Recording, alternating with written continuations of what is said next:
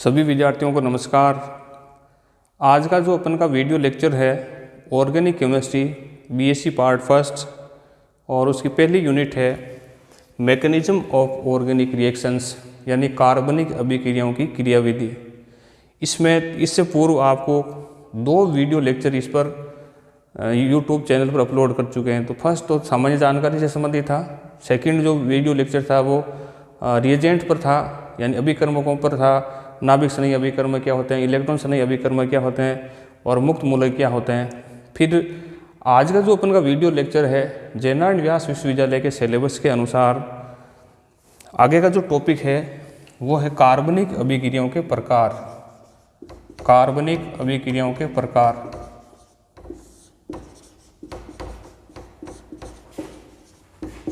Types of organic reaction.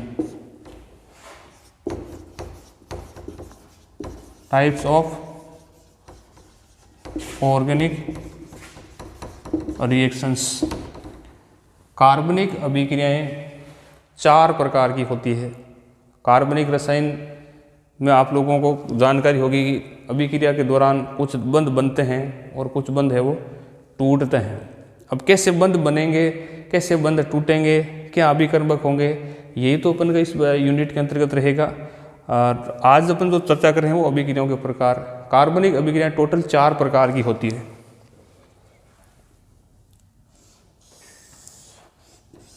First, प्रतिस्थापन अभिक्रियाएं। प्रतिस्थापन अभिक्रियाएं इसको बोलते हैं सब्स्टिट्यूशन रिएक्शंस।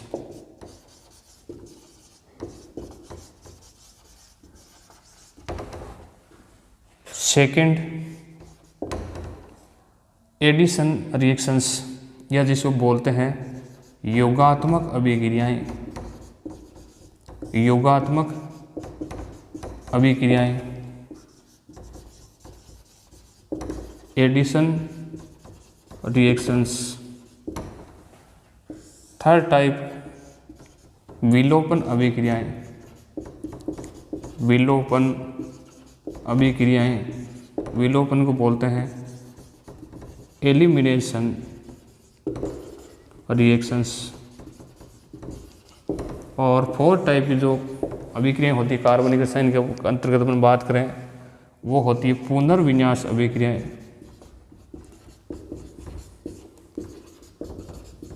जिसको अपन बोलते हैं रीअरेंजमेंट।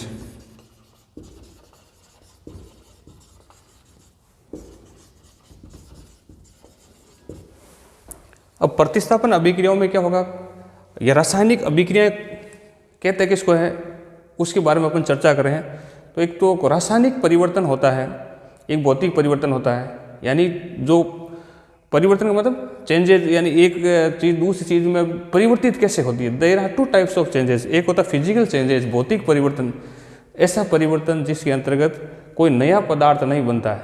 जैसे मान लीजिए चौक है तो मैंने इसको तोड़ दिया तो एक चौक से 2 चौक बन गई, लेकिन कोई नया पदार्थ नहीं बन रहा है, तो वो भौतिक परिवर्तन है। या जैसे मतलब कोई नया पदार्थ नहीं बनता, जैसे पानी है उसको आपने ठंडा किया, बर्फ में वो परिवर्तित हो गया, पानी से वो बर्फ बन गया, आपको परिवर्तन दिख रहा है, लेकिन पदार्थ संगठन सेम ही H2 है, तो वो भौतिक परिवर्तन है। जैसे दूध से दही बन गया तो एक नया पदार्थ बन गया, तो वो हो गया रासायनिक परिवर्तन। तो जिसमें रासायनिक परिवर्तन होता है तो उसके अंतर्गत रासायनिक अभिक्रिया निश्चित तौर पर संपादित होगी।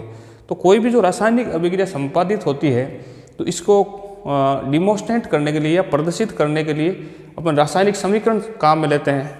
रासायनिक समीकरणों को व्यक्त करने के लिए आपको पता होगा लेफ्ट हैंड साइड में अपन क्या लिखते हैं, क्रियाकारक, रिएक्टेंट, क्रियाकारक, और फिर एरो का चिन्ह, और राइट हैंड साइड में आपको क्या लिखा जाता है, प्रोडक्ट या उत्पाद लिखा जाता है। अब क्रियाकारक रिएक्टेंट से जो प्रोडक्ट बनता है तो उसमें प्रतिस्थापन अभिक्रियाओं के अंतर्गत क्या होगा, जितने क्रियाकारकों में अणु है उतने ही उत्पाद में अणु होते हैं। मतलब कोई परिवर्तन नहीं होता है उनमें, क्रियाकारक और अणुओं की संख्या में परिवर्तन नहीं होता है। लेकिन क्रियाकारक में जैसे मान लीजिए 2 अणु हैं तो उसमें जो मॉलिक्यूल होते हैं वो एक दूसरे की अदला बदली कर लेते हैं। तो वो अभिक्रियाएं क्या कहलाती है, प्रतिस्थापन अभिक्रियाएं। अभी अपना और भी चर्चा करेंगे। योगात्मक अभिक्रियाएं इसका मतलब है कि क्रियाकारक दो या दो से अधिक हो, तो उत्पाद बनेगा तो वो आपस में जुड़ जाएंगे, वो उत्पाद आपके एकल उत्पाद बनता है, तो वो आपकी क्या कहलाती है, योगात्मक अभिक्रियाएं। विलोपन अभिक्रियाएं जिसमें क्रियाकारक तो एक हो और उससे क्रियाकारक से कुछ अणु विलोप हो जाए, यानी उत्पाद के अणु संख्या में ज़्यादा बन जाए, तो वो कहलाती है विलोपन अभिक्रियाएं। और एक होती है पुनर्विन्यास अभिक्रियाएं, जिसमें क्रियाकारकों में और उत्पाद के अणुओं में कोई परिवर्तन नहीं होगा, लेकिन उसमें अणु में आंतरिक जो विन्यास होगा वो यौगिक में अणु है वो या जो परमाणु है वो अपनी स्थिति परिवर्तित करके एक जगह से दूसरी जगह में आप शिफ्ट हो जाते हैं, तो ऐसी अभिक्रियाएं क्या कहलाती है, पुनर्विन्यास अभिक्रियाएं या रीअरेंजमेंट रिएक्शंस। प्रतिस्थापन अभिक्रियाएं भी आपके दायरा तीन प्रकार से प्रतिस्थापन अभिक्रियाएं संपादित होती है, या प्रतिस्थापन अभिक्रियाएं तीन प्रकार की होती है। एक होती है नाभिक सनयी प्रतिस्थापन अभिक्रिया, एक होती है इलेक्ट्रॉन सनयी प्रतिस्थापन अभिक्रिया, एक होती है मुक्त मूलक प्रतिस्थापन अभिक्रिया। Nucleophilic substitution reactions, electrophilic substitution reactions and free radical substitution reactions. नाभिक सनयी क्या होते हैं, इलेक्ट्रॉन सनयी क्या होते हैं, वो इससे पूर्व की वीडियो लेक्चर में आप लोगों को बता चुके थे। नाभिक सनयी प्रतिस्थापन अभिक्रियाएं भी वो कई प्रकार से संपादित होती है, जैसे SN1, SN2, वो भी चर्चा करेंगे SN1 क्या होता है, SN2 क्या होता है। इलेक्ट्रॉन सनयी में भी जैसे इलेक्ट्रॉन सनयी प्रतिस्थापन अभिक्रिया मेनली ऑर्गेनिक कंपाउंडों के अंतर्गत होती है। ऑर्गेनिक कंपाउंडों में भी एरोमेटिक ऑर्गेनिक कंपाउंडों में, ये सारी ऑर्गेनिक कंपाउंडों में होगी, लेकिन जो इलेक्ट्रॉन सनयी प्रतिस्थापन अभिक्रिया होती है जिनमें बेंजीन वलय होता है, मेनली ऐसे यौगिकों के अंतर्गत इलेक्ट्रॉन सनयी प्रतिस्थापन अभिक्रिया संपादित होती है। 4 प्रकार की लगभग है वो बेंजीन वलय में आप लोगों को इलेक्ट्रॉन सनयी प्रतिस्थापन अभिक्रिया पूर्व की क्लासेज में आप पढ़ चुके हैं, जैसे नाइट्रीकरण है, सल्फोनीकरण है, फ्रीडेल क्राफ्ट एल्किलीकरण है, फ्रीडेल क्राफ्ट एसिलीकरण है, नाइट्रोसोकरण है। वो सारी अभिक्रियाएं किसके अंतर्गत आती है, इलेक्ट्रॉन सनयी प्रतिस्थापन अभिक्रियाओं के अंतर्गत आती है। एक होता है मुक्त मूलक या पेरोक्साइड प्रभाव, जिसमें मार्कोनिकोव और एंटी मार्कोनिकोव के जो रूल, इसमें एंटी मार्कोनिकोव का रूल लगता है। फ्री रेडिकल क्या होता है, जिसमें ए युग्मित इलेक्ट्रॉन हो, ऐसा जो रिएजेंट होता है वो क्या कहलाते हैं, मुक्त मूलक कहलाते हैं। तो मुक्त मूलक के माध्यम से अभिक्रिया अगर संपादित होती है तो मुक्त मूलक प्रतिस्थापन अभिक्रियाएं होती है। फिर अपन योगात्मक अभिक्रियाओं के बारे में चर्चा करेंगे। योगात्मक अभिक्रियाएं भी है वो आपके 3 प्रकार की होती है। एक नाभिक सनयी योगात्मक अभिक्रियाएं, इलेक्ट्रॉन सनयी योगात्मक अभिक्रियाएं और मुक्त मूलक योगात्मक अभिक्रियाएं। विलोपन अभिक्रियाओं में एक तो होता है E1, E2 टाइप की, उसकी रिएक्शन मैकेनिज्म अपन देखेंगे, और एक आपके पुनर्विन्यास अभिक्रियाएं। तो सबसे पहले अपन है वो कौन सी अभिक्रिया ले रहे हैं, प्रतिस्थापन अभिक्रियाएं। और प्रतिस्थापन अभिक्रियाएं अभी आपको बता रहे थे, प्रतिस्थापन अभिक्रियाएं 3 प्रकार की होती है। प्रतिस्थापन अभिक्रियाएं कितने प्रकार की होती हैं, 3 प्रकार की। कौन कौन सी होती है प्रतिस्थापन अभिक्रियाएं,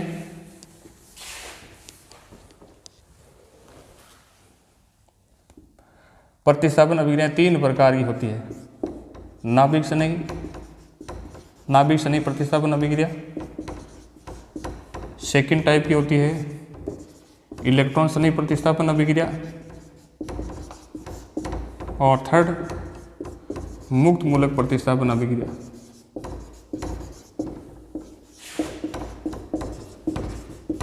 मुक्त मूलक प्रतिस्थापन अभिक्रिया। तो सबसे पहले अपन कौन सा ले रहे हैं, नाभिक सनयी प्रतिस्थापन अभिक्रियाएं, यानी ऐसी प्रतिस्थापन अभिक्रिया जिसमें एक नाभिक सनयी का प्रतिस्थापन किसी दूसरे नाभिक सनयी से हो जाता है। नाभिक सनयी किसे कहेंगे, ऐसी स्पीशीज जिसके ऊपर इलेक्ट्रॉनों की अधिकता हो या ऋण आवेश हो, वो नाभिक सनयी कहलाते हैं। जैसे उदाहरण के तौर पर मैं आपको बता रहा हूँ,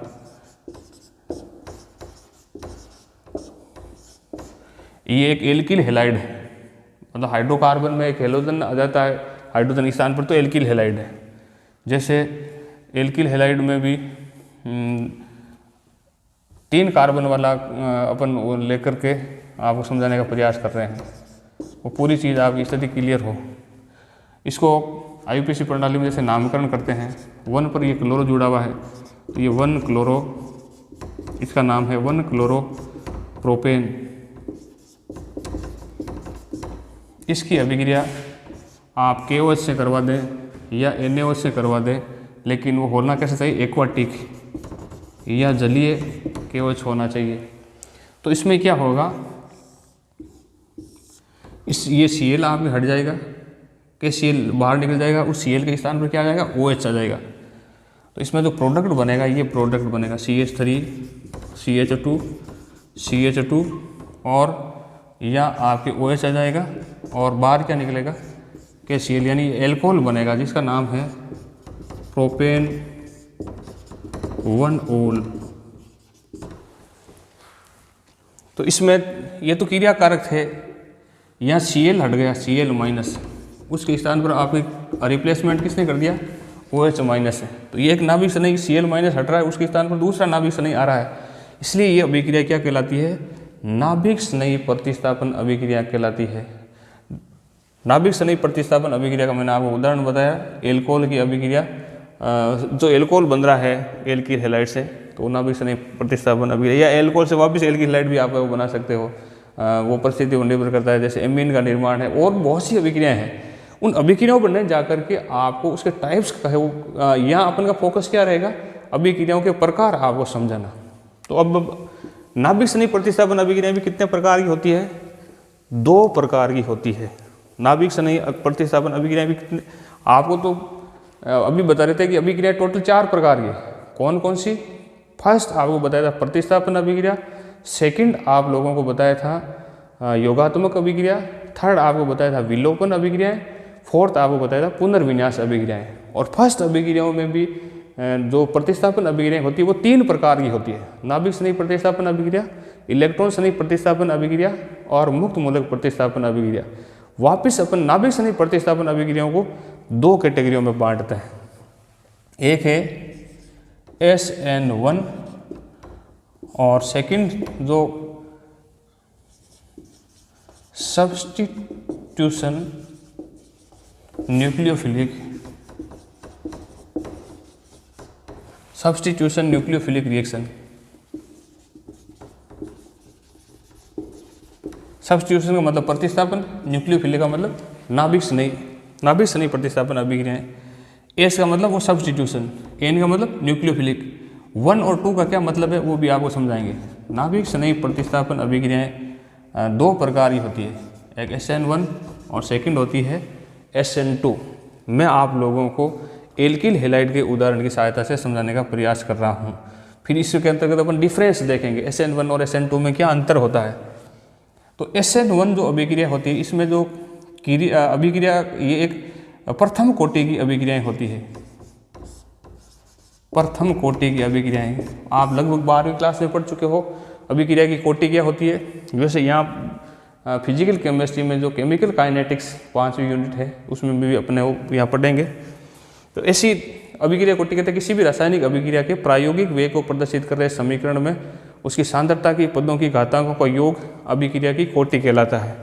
तो प्रथम कोटि की अभिक्रियाएं होगी, यानी कि अभिक्रिया कोटि मतलब होता है जिस पर अभिक्रिया का वेग निर्भर करता है। जैसे एल्किल हैलाइड की बात करें तो अभिक्रिया को वेग को अपन व्यक्त करते हैं dx/dt। वो केवल किस पर निर्भर करेगा, एल्किल हैलाइड की सांद्रता पर निर्भर करेगा, नाभिक स्नेही की सांद्रता पर इसमें निर्भर ही नहीं करता है। तो वो अभिक्रियाएं क्या कहलाती है, नाभिक स्नेही एकाणुक यानी प्रथम कोटि की अभिक्रिया होगी। और SN2 ऐसी अभिक्रिया जिसमें जो अभिक्रिया जो वेग होगा वो आपके किस पर निर्भर करेगा, रिएक्टेंट की सांद्रता पर भी निर्भर करेगा और न्यूक्लियोफिलिक की सांद्रता पर भी निर्भर करेगा। एल्किल हैलाइड और नाभिक स्नेही दोनों की सांद्रताओं पर निर्भर करेगा। तो वो आपके द्वितीय कोटि की अभिक्रिया होती है या SN2 रिएक्शंस कहलाती है। जैसे मैं आपको उदाहरण की सहायता से दोनों समझाने का प्रयास कर रहा हूँ। जैसे SN1, जैसे मान लीजिए एक 3 डिग्री एल्किल हैलाइड है,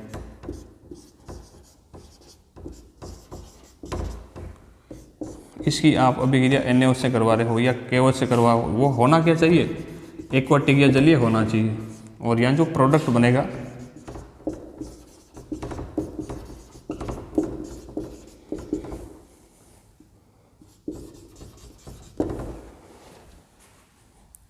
ये जो अभिक्रिया होगी वो SN1 के माध्यम से संपन्न होगी।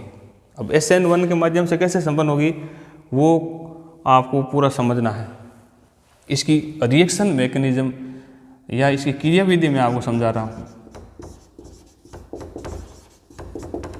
यानी कि इस अभिक्रिया का वेग है वो आप इस पर निर्भर ही नहीं करेगा, केवल किस पर निर्भर करेगा, इस एल्किल हैलाइड की सांद्रता पर। तो जैसे एल्किल हैलाइड होगा वो आपके इस तरीके से टूट जाएगा, इसमें से Cl माइनस आयन है वो बाहर निकल जाएगा। ये दो पदों में संपन्न होती है। जो प्रथम पद है, जो फर्स्ट पद है, फर्स्ट जो स्टेप है,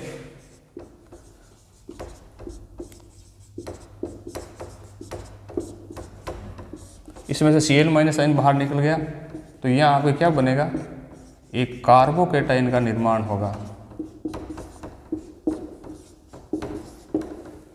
ये 3 डिग्री कार्बोकैटायन। आगे अपन इंटरमीडिएट्स पढ़ेंगे, मध्यवर्ती जिसको बोलते हैं, मध्यवर्ती 5-6 प्रकार के अपन पढ़ेंगे, कार्बोकैटायन, कार्बेनाइन, कार्बिन, सारे जितने भी है वो अपन आगे चर्चा करेंगे। तो सबसे पहला पद होगा, ये मंद गति से संपन्न होता है, जिस पर अभिक्रिया वेग इसी पर निर्भर करेगा। इस तरीके से बना हुआ जो कार्बोकैटायन होगा वो है वो नाभिक स्नेह से,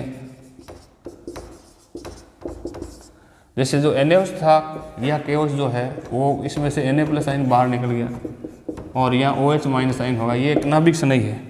तो जो दूसरा नाभिक स्नेह ये यहाँ पर आक्रमण करेगा और यहाँ जो ये प्रोडक्ट बन गया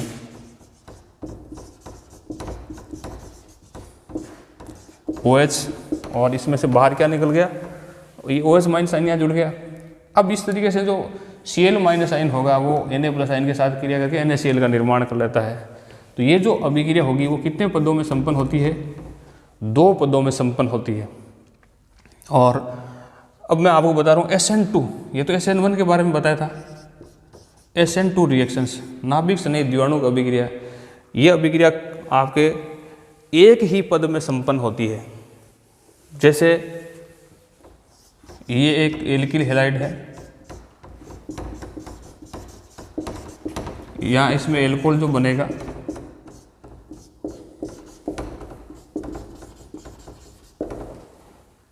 मेथिल क्लोराइड है या मिथाइल क्लोराइड है,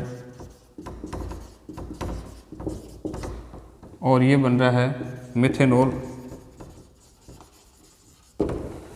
इसमें जो नाभिक स्नेह है इसमें जो अभिक्रिया का वेग होगा वो दोनों की सांद्रता पर निर्भर करेगा, इसकी सांद्रता पर निर्भर करेगा और नाभिक स्नेह की सांद्रता पर निर्भर करता है। ये अभिक्रिया एक ही पद में संपन्न होती है, इसमें संक्रमण अवस्था बनती है या ट्रांजिशन स्टेट बनती है। जैसे C या H या H,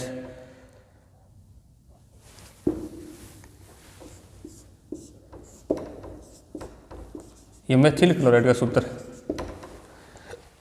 इसमें पीछे की ओर से ये आक्रमण करेगा नाभिक स्नेह, न्यूक्लियोफिलिक। NaOH जो होगा Na+ और OH माइनस माइनस टूट जाएगा, OH माइनस आयन इसमें पीछे की ओर से आक्रमण करेगा। ये मिथाइल क्लोराइड,